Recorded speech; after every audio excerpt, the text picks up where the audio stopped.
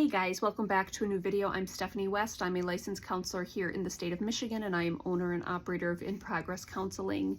This week has been just a sweet week to walk with a lot of clients because I get to come in and be less than refined, somewhat disheveled. I wouldn't say distracted, but certainly many different tasks on the brain.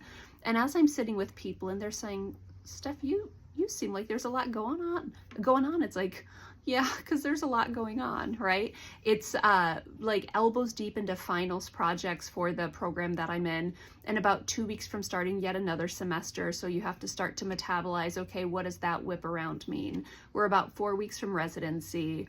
There's really important personal things going on in my life. There's also trying to do this big push to get my current condo up for sale. There's just so many moving pieces, and people would say like, hey, how are you doing? And it's like, well, there's 78 irons in the fire, and I can only hope that I'm grabbing the right one from day to day.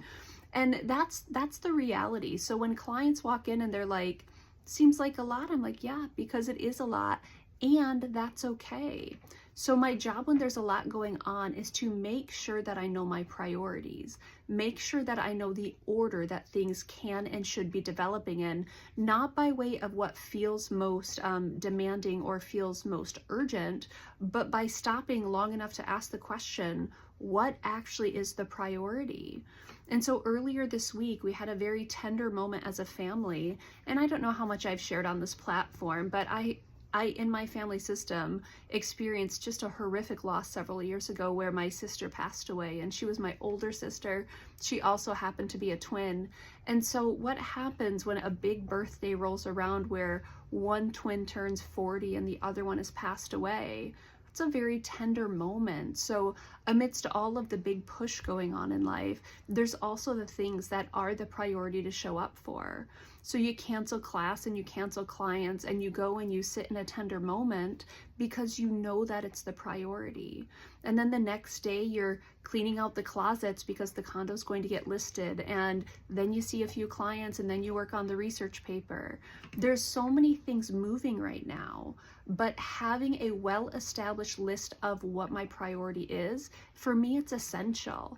And for a lot of clients, we have to develop what is the pecking order of things, or what is the list of priorities, and put them in descending order.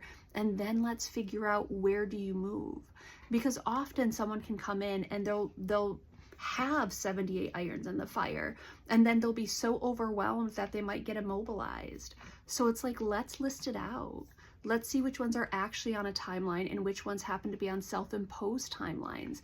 Let's take a quick gander at which ones might be the easiest to cross off the list. So if we put a little effort over here, maybe everything feels a touch less overwhelming. In seasons of busyness, taking things out of our fear center or our overwhelm center, so back here in our amygdala area, we bring them up into our prefrontal cortex and we organize them when we start asking questions like, what's my priority? Where do I want to show up? What are the places I most need to show up? Which of these are aligned with my values? Which of these ask me to put limits and say, hey, I can't show up in this thing over here, but when life slows down, I can't wait to catch a cup of coffee with you. Asking ourselves about our priorities is a beautiful way to get reoriented when things are in high distress. And so even just recently, I was speaking with someone and they were talking about 37 different expectations. That is hyperbole, but alas, it was many expectations. And the first thing we did was we asked which ones are actually on a timeline.